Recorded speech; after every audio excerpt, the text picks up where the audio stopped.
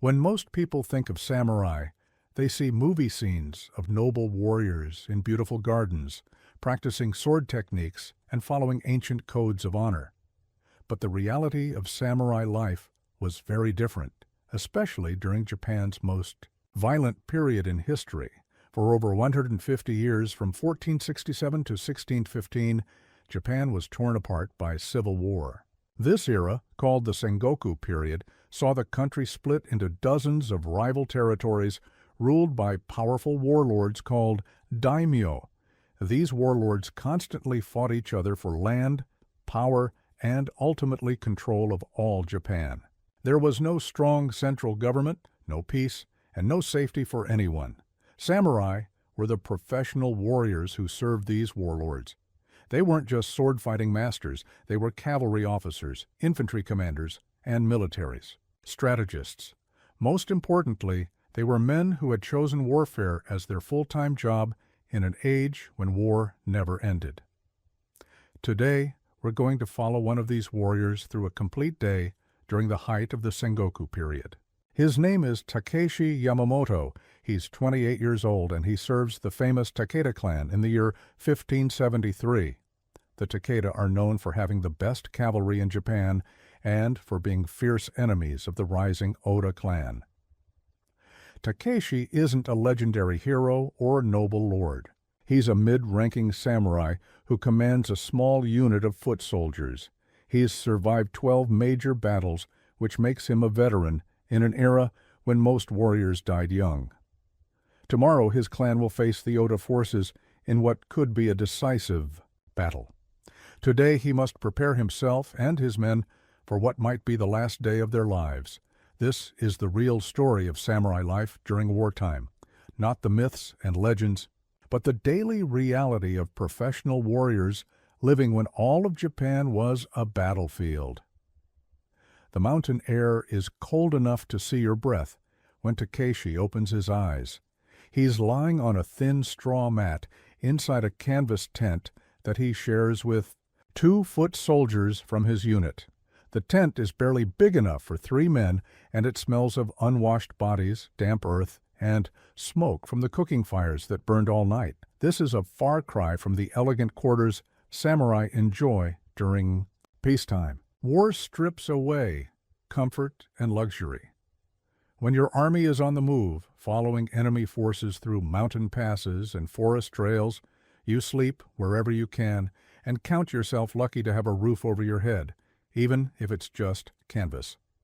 First thing Takeshi does, before he even sits up fully, is reach for his swords. His katana and wakizashi lie exactly where he placed them before going to sleep, within arm's reach, but positioned so he won't accidentally roll onto them during the night.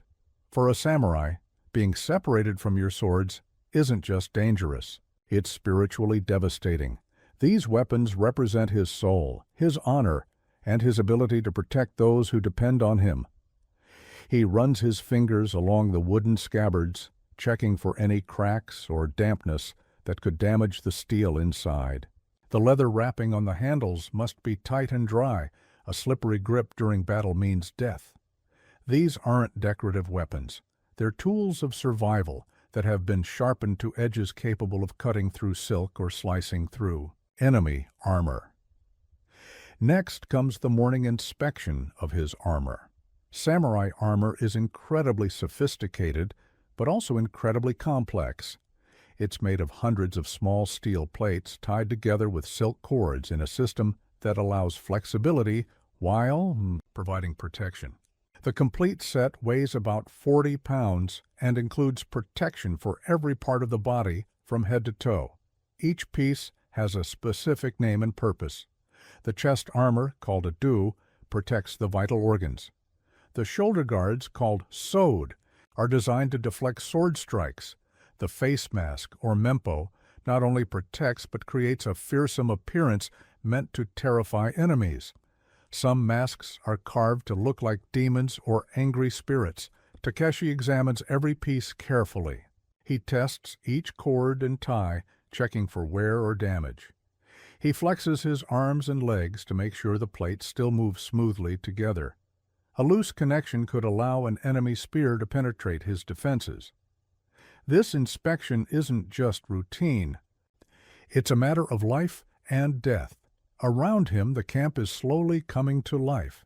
He can hear the sounds of other warriors performing their own morning rituals, the clatter of armor being assembled, the scrape of whetstones on sword blades, the quiet conversations of men checking on each other's readiness. There is an underlying tension in these sounds. Everyone knows that today could bring battle. For his morning wash, Takeshi uses cold water from a shared basin. There is no time for the elaborate grooming rituals of peacetime. He washes his face and hands, rinses his mouth, and quickly arranges his hair in the traditional topknot that will fit properly under his helmet. Personal hygiene during wartime is about efficiency and practicality, not ceremony. The morning meal is simple but carefully chosen. Rice provides energy for sustained activity. Pickled vegetables won't spoil during a long day and provide necessary nutrients. Dried fish offers protein that can be eaten quickly if battle begins suddenly. Miso soup warms the body and provides salt that will be lost through sweating in armor. This isn't just about satisfying hunger. What a warrior eats can determine whether he lives or dies if combat starts without warning. Heavy foods can cause stomach problems during intense physical activity. Foods that spoil easily can cause illness at the worst possible moment. Samurai learn these lessons early, or they don't live long enough to become veterans. When the war drums sound the assembly call, Takeshi's day officially begins. The deep rhythmic beating isn't just a signal, it's designed to stir the blood and prepare warriors' minds for potential violence. The sound carries across the valley, letting both allies and enemies know that the Takeda army is awake and preparing for war.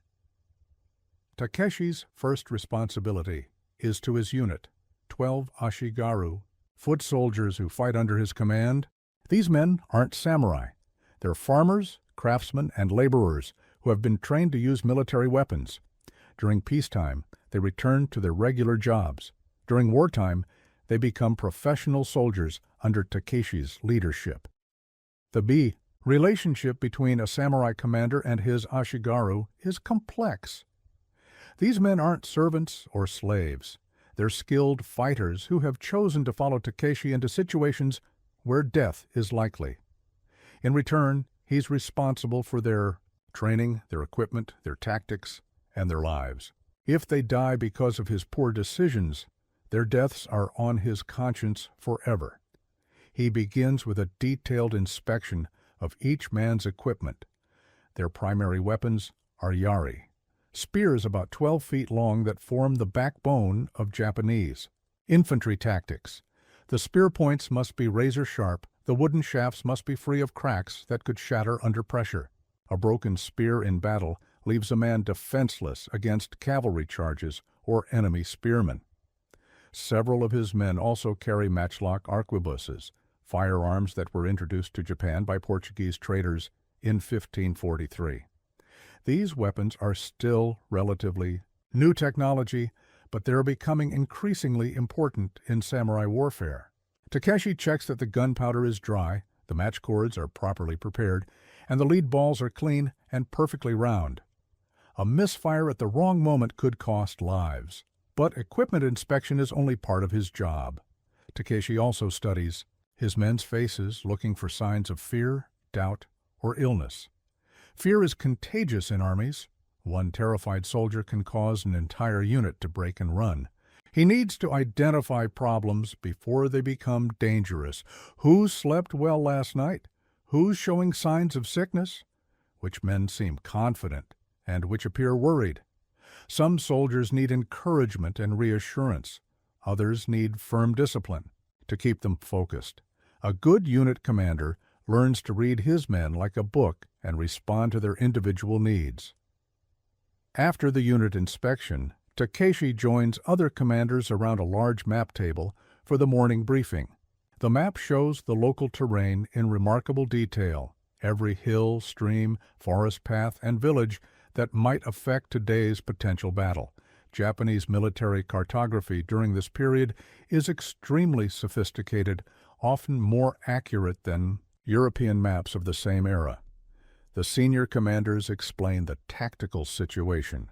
Oda scouts have been spotted in the valley below, which means enemy forces are probably moving through the area. The Takeda army will take defensive positions on the high ground, forcing any attackers to fight uphill. This is a classic samurai strategy. Use the terrain to your advantage and make the enemy come to you on unfavorable terms. But the briefing covers more than just tactics.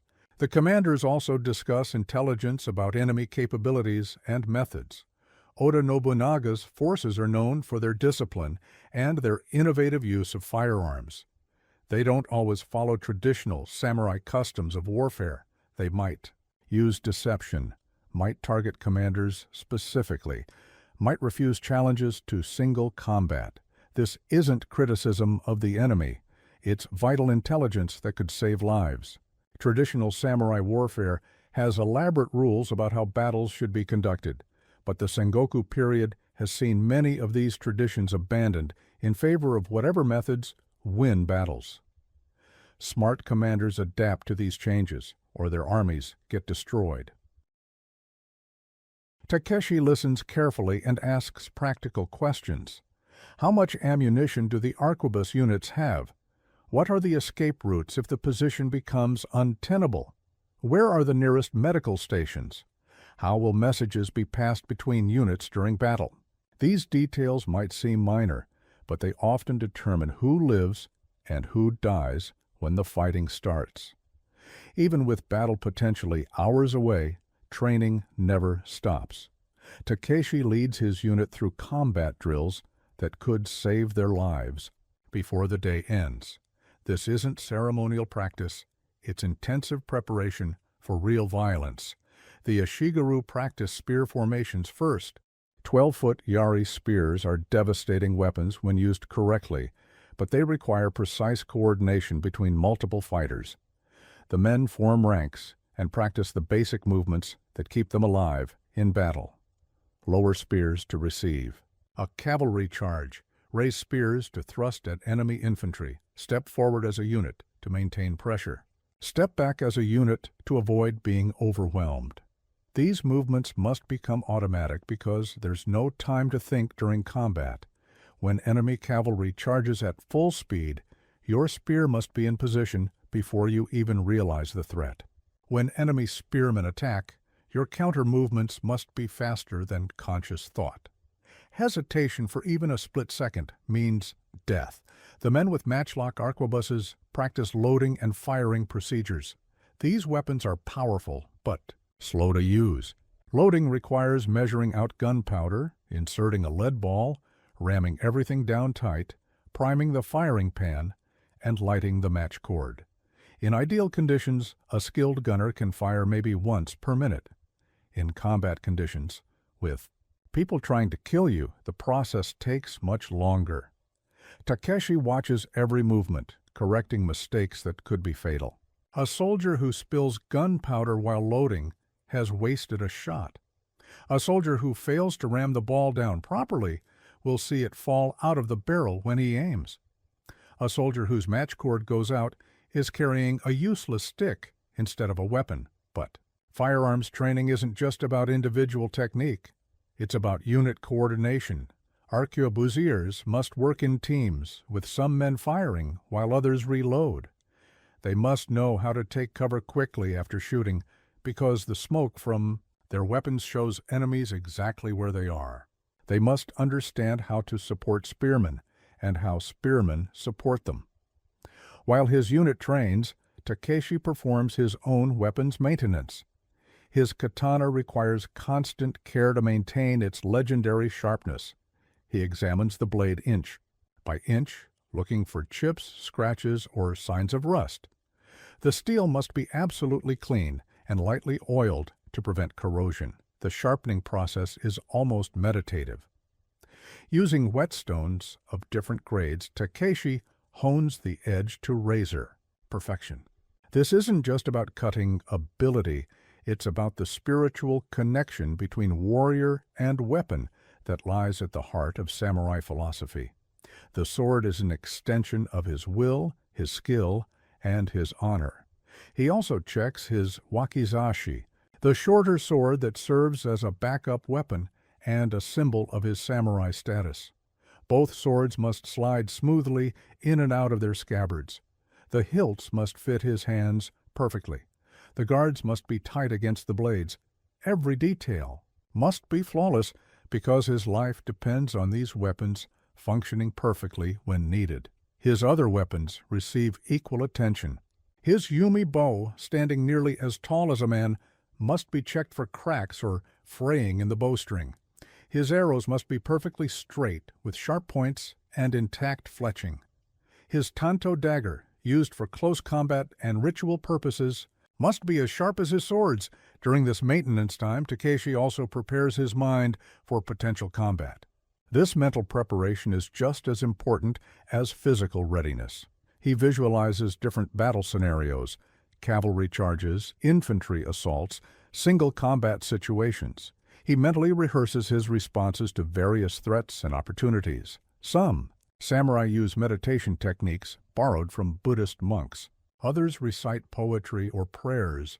Takeshi prefers to focus on practical concerns, the layout of the battlefield, the capabilities of his men, the most likely enemy tactics. This mental rehearsal helps him stay calm and make good decisions when violence erupts around him. A successful samurai must be more than just a skilled fighter. He must also be an intelligence gatherer, a tactician, and a leader who can make life or death decisions under extreme pressure. As the morning progresses, Takeshi shifts from warrior maintenance to military planning. The first priority is gathering information about enemy movements. Takeda scouts have been watching the valley approaches since before dawn, looking for signs of Oda forces. These scouts are highly skilled men who can move through forest terrain without being detected, observe enemy positions from concealed locations, and return with accurate reports about enemy numbers, equipment, and intentions. Takeshi questions the scouts carefully when they return to camp. How many enemies did you see? What weapons were they carrying? How many cavalry? How many infantry? What was their marching formation? Did they appear tired or fresh? Were they moving quickly or taking their time? Did they send out their own scouts? Every detail matters because it helps predict what the enemy will do next. An army that's moving quickly might be trying to reach a specific objective before defenders can prepare. An army that's moving slowly might be waiting for reinforcements, or might be planning to attack at a specific time. Tired troops fight differently than fresh troops. Well-equipped armies use different tactics than poorly equipped ones, but intelligence gathering goes beyond simple observation. Takeshi also needs to understand the political situation that drives military decisions. Why are the Oda forces in this area? What are they trying to accomplish? Are they seeking a decisive battle or just trying to control key roads and towns? During the Sengoku period, warfare isn't just about military victory. It's about political control, economic resources, and strategic positioning. A warlord might attack an enemy stronghold, not because he wants to fight a battle, but because he wants to control the trade routes that pass through that area. Understanding these motivations helps predict enemy behavior. Takeshi studies the terrain again, this time thinking like an enemy commander. If he were leading Oda forces, where would he attack? What routes would he use to approach Takeda positions? What advantages would he try to exploit? What weaknesses in the Takeda defenses might he target? This kind of strategic thinking is what separates veteran samurai from inexperienced ones. Young warriors focus on their own abilities and equipment. Veterans think about the entire battle situation and how all the pieces fit together. They anticipate problems before they occur and prepare solutions in advance. The planning process also involves coordination with other Takeda units. Takeshi's 12-man squad is just one small part of an army that might include thousands of warriors. His actions must support the overall battle plan, and he must know how other units will support his actions. Communication during battle is extremely difficult. Once the fighting starts, smoke, noise, and chaos make it almost impossible to send messages between different parts of the army. Therefore, commanders must understand the overall plan in advance and be prepared to act independently when circumstances change. Takeshi reviews the signal systems that will be used during battle. Flag signals for basic messages like advance, retreat, and hold position. Drum signals that can be heard over the noise of combat. Horn calls that indicate specific tactical movements. He must know all of these signals and trust that his men know them too. He also discusses contingency plans with other unit commanders. What happens if the enemy attacks from an unexpected direction? What happens if friendly forces are overwhelmed and forced to retreat? What happens if enemy cavalry breaks through the spear lines? Having plans for these situations prevents panic and confusion when things go wrong. As the sun reaches its highest point and strange quiet settles over the Takeda camp, the morning's frantic preparations are complete. Weapons are sharp, armor is adjusted, and battle plans are set. Now comes perhaps the most difficult part of a warrior's day, the waiting. This is when the reality of potential death becomes most immediate. During the busy morning hours, there's always something to do, some task that demands attention. But now, with everything prepared, there's time to think about what might happen in the next few hours.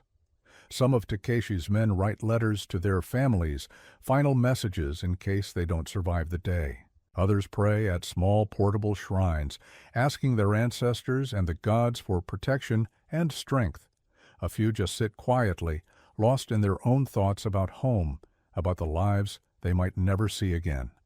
Takeshi uses this time to walk among his men, not as a commander checking equipment, but as a fellow warrior, sharing the burden of fear and uncertainty.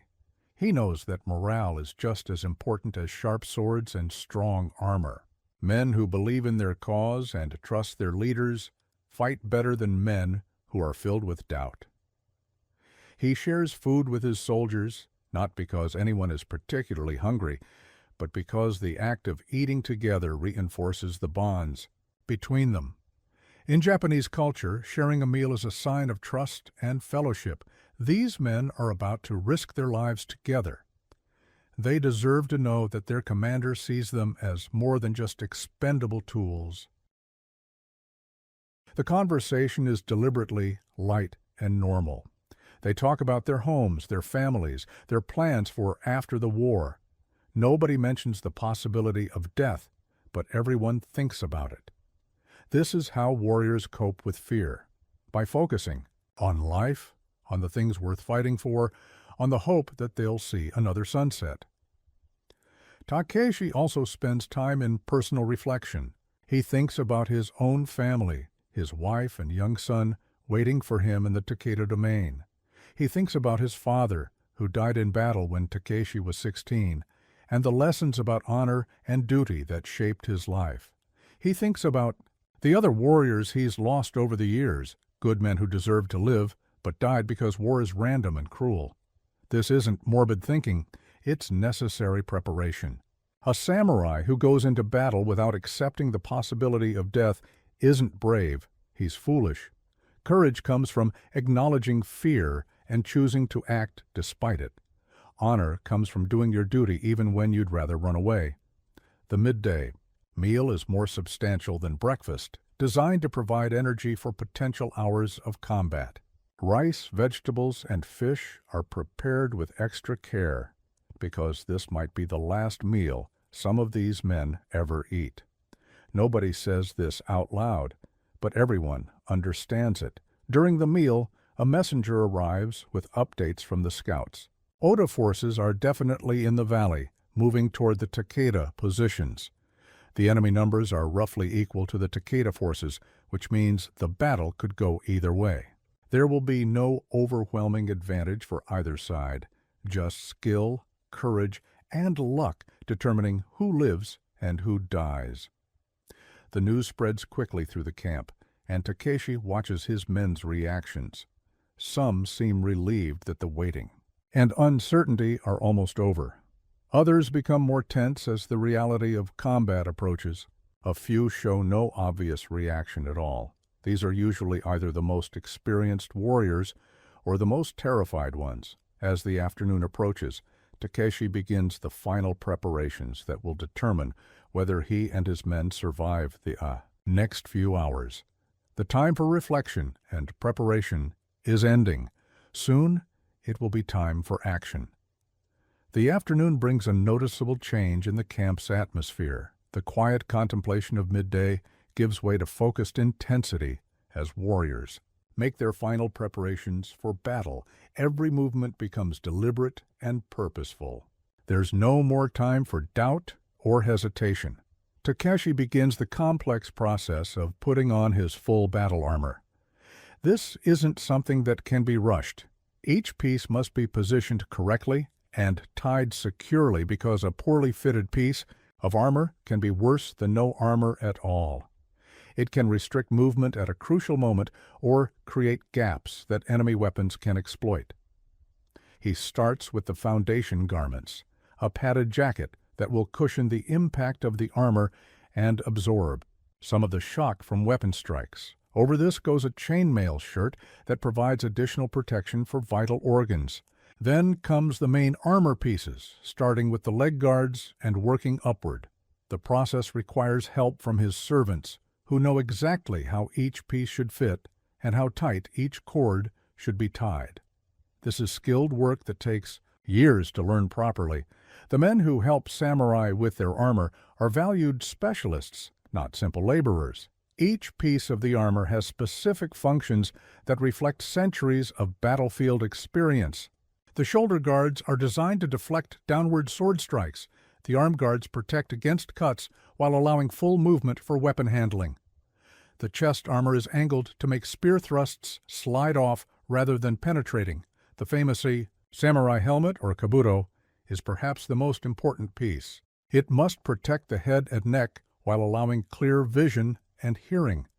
Many helmets include face masks that protect the lower face while creating a fearsome appearance designed to intimidate enemies.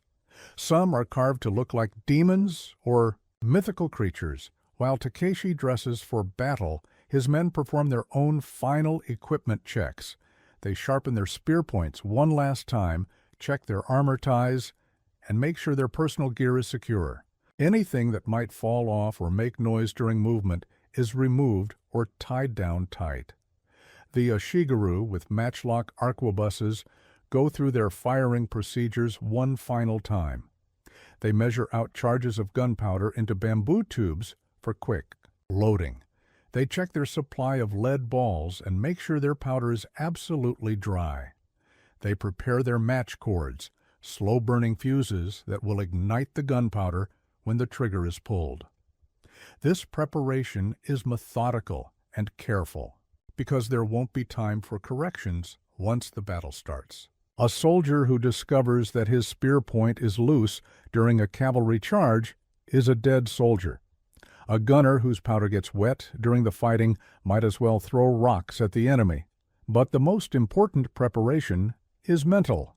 Takeshi gathers his men for a final briefing, reviewing their battle assignments and making sure everyone understands the signals that will direct their movements. He reminds them of their training, their responsibilities to each other, and their duty to the Takeda clan. This isn't a stirring speech about glory and honor. It's a practical discussion about how to stay alive and accomplish their mission. He tells them to stay close together, to watch out for each other, and to follow orders even when they're afraid. He reminds them that courage isn't the absence of fear. It's doing your job despite being afraid. He also makes sure they understand.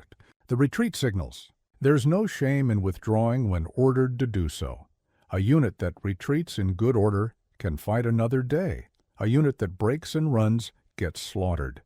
Discipline and training matter more than individual bravery when survival is at stake. The preparations continue. Messengers bring regular updates about enemy movements. The Oda forces are advancing steadily but carefully, suggesting they expect resistance. Their scouts have probably spotted the Takeda positions, so the element of surprise is gone from both sides. This will be a straightforward battle between two professional armies. The order to move out comes with the ringing of temple bells, a sound that might normally call monks to prayer, but today signals warriors to prepare for death. The Takeda army begins the careful process of moving from their camp to their chosen battle positions on the high ground overlooking the valley. This movement is more complex than it might appear. Thousands of warriors, plus their equipment, supplies, and support personnel, must move several miles across difficult terrain while maintaining their organization and readiness for combat. A disorganized army is a defeated army, so every step must be planned and controlled. Takeshi's unit marches with the main infantry formation. His Ashigaru carry their spears vertically to avoid tangling with other units, while the men with matchlocks keep their weapons carefully protected from dust and moisture. The armor worn by samurai makes every step more difficult, adding 40 pounds of weight and restricting movement. But it's necessary protection that could save their lives in the coming battle.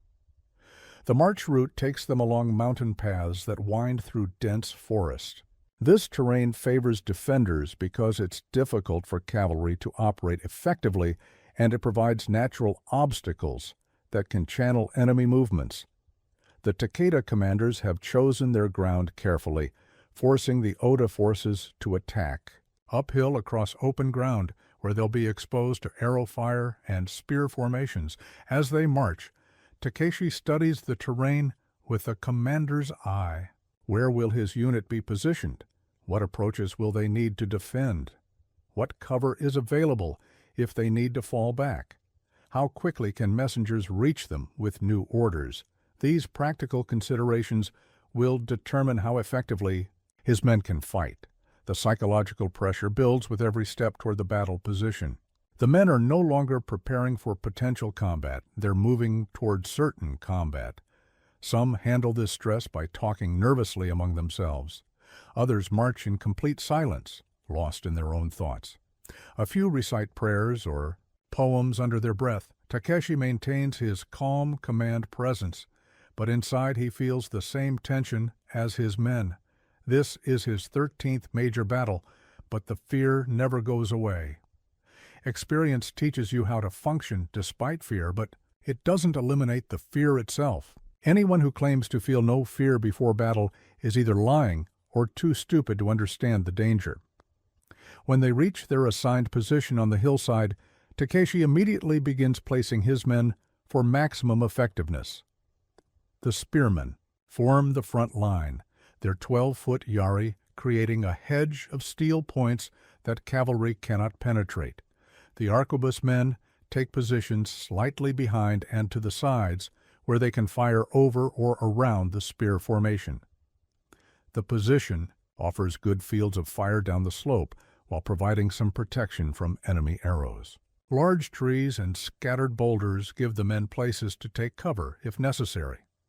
A small stream behind their position provides drinking water and a natural fallback line if they're forced to retreat. Takeshi walks the position carefully, making sure his men understand their specific assignments. Who will watch which approach? How will they coordinate their spear movements? When should the arquebus men fire and when should they hold their shots? Where will the wounded be taken for treatment? Around them, the rest of the Takeda army takes similar positions along the ridge line. Cavalry units move to the flanks where they can charge enemy formations that break through the infantry lines. Archer units position themselves where they can send volleys of arrows into approaching enemies. Artillery crews set up their small cannons to command key approaches. The sight is both magnificent and terrifying. Thousands of warriors in colorful armor and banners spread across the mountainside, ready to defend their positions to the death. The afternoon sun glints off spear points and sword blades, creating a forest of steel that awaits the approaching enemy. The first sign of the approaching enemy isn't visual, it's auditory. The sound of thousands of marching feet creates a low rumble that carries up the hillside long before the Oda forces become visible. Then comes the rhythmic beating of war drums, the calling of horns, and the general noise of a large army moving. Across the landscape, Takeshi positions himself where he can see both his own men and the approaches they're defending. His job now is to watch, to assess the developing situation, and to give orders that will keep his unit alive and effective. The individual combat skills that made him a samurai are less important now than his ability to make quick decisions. Under pressure, the enemy appears at the edge of the valley as a dark mass of moving figures. At this distance, individual warriors can't be distinguished, but the overall organization of the Oda army is clearly visible. Infantry formations in the center, cavalry on the flanks, supply trains bringing up the rear. This is a professional army led by experienced commanders who understand how to fight set-piece battles. The Oda forces pause at the base of the hill, their commanders obviously studying the Takeda positions and planning their attack. This is standard practice, no competent general orders an uphill assault without careful preparation. The delay gives both armies time to make final adjustments to their formations and for individual warriors to prepare themselves mentally for combat. During this tense pause, Takeshi checks his men one last time. Are the spearmen ready to receive a cavalry charge? Do the arquebus men have clear fields of fire? Is everyone in position to support each other when the violence begins? These final moments before battle are often when small mistakes are discovered and corrected. The attack begins with a flight of arrows. Hundreds of Oda archers send volleys up the hillside, trying to disrupt the Takeda formations before the main assault begins. Most of the arrows fall short or strike harmlessly against tree trunks and rocks, but a few find their targets. Takeshi hears the sounds of men crying out in pain as arrow points penetrate gaps in their armor. His men instinctively crouch behind whatever cover is available, but they maintain their formation. This is what their training was designed to achieve. The ability to function effectively even when under attack. The arquebus men hold their fire, knowing that the range is too great for accurate shooting and that they need to save their ammunition for more important targets. The arrow volleys continue for several minutes, then stop abruptly. This is the signal that the main assault is about to begin. Takeshi can see movement in the Oda formations as infantry units begin advancing up the slope. The real battle is finally starting. The advancing enemy moves carefully but steadily, using whatever cover the terrain provides while maintaining their formation integrity. These are experienced soldiers who understand the dangers of attacking uphill positions. They advance in waves, with each wave supporting the others and ready to exploit any breakthrough that develops. Takeshi gives his first combat order. Ready. Spears! The Ashigaru lower their 12-foot yari to horizontal positions, creating an impenetrable barrier of steel points. The front rank kneels with their spear butts braced against the ground. The second rank stands with their spears extending over the heads of the first rank. This formation can stop even a determined cavalry charge. The enemy infantry continues climbing the slope, now close enough for individual faces to be visible. Takeshi can see their determination and their fear, emotions he recognizes because he feels them himself. These are professional warriors doing their jobs, just like his own men. In different circumstances, they might have been allies fighting side by side. When the attackers reach effective range, Takeshi gives his second order. Fire! The arquebus men trigger their weapons almost simultaneously, sending a volley of lead balls down the hillside. The smoke from their matchlocks immediately obscures vision, but through the haze, Takeshi can see several enemy warriors fall. The battle has truly begun. From this moment until it ends, everything will depend on training, courage, and luck. Takeshi's role now is to keep his men fighting effectively no matter what happens, to adapt to changing circumstances, and to survive long enough to lead them through whatever comes next. The sun is setting behind the mountains as the sounds of battle finally fade away. The Oda assault lasted nearly 2 hours, wave after wave of attacks against the Takeda positions. Some enemy units reached the defensive lines and engaged in brutal hand-to-hand combat before being driven back. Others were stopped by arrow volleys and spear formations before they could close to contact. Takeshi's unit held their position throughout the fighting. 3 of his men were wounded by arrows, and 1 Ashigaru was killed when an enemy spearman broke through the line during the fiercest part of the assault. The rest survived, exhausted and traumatized, but alive. This makes them fortunate compared to some other units that suffered much heavier casualties. The immediate aftermath of battle is almost as dangerous as the fighting itself. Wounded enemies might still be capable of striking at unwary victors. Scattered groups of attackers might be hiding in the forest, waiting for opportunities to cause more damage. The battlefield must be cleared and secured before anyone can truly relax. Takeshi's first priority is caring for his wounded men. The 3 with arrow wounds need immediate medical attention to prevent infection and blood loss. Military medicine during this period is primitive by modern standards, but experienced field surgeons can save lives if they work quickly and have adequate supplies. The dead Ashigaru must be prepared for proper burial with the honor due to a warrior who died serving his lord. His personal effects will be sent to his family along with official notification of his death and the circumstances that led to it. In the samurai world, dying bravely in battle brings honor to the deceased and his family, but this knowledge doesn't make the loss any easier to bear. The battlefield itself tells the story of the day's fighting.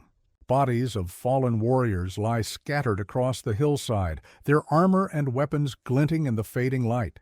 Some are Oda soldiers who died during the assault, others are Takeda warriors who fell defending their positions. Death makes no distinction between attackers and defenders.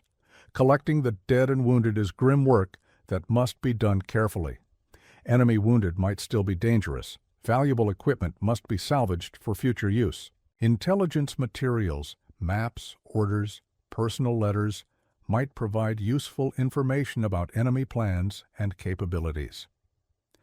As darkness falls, the Takeda army establishes night security around their positions.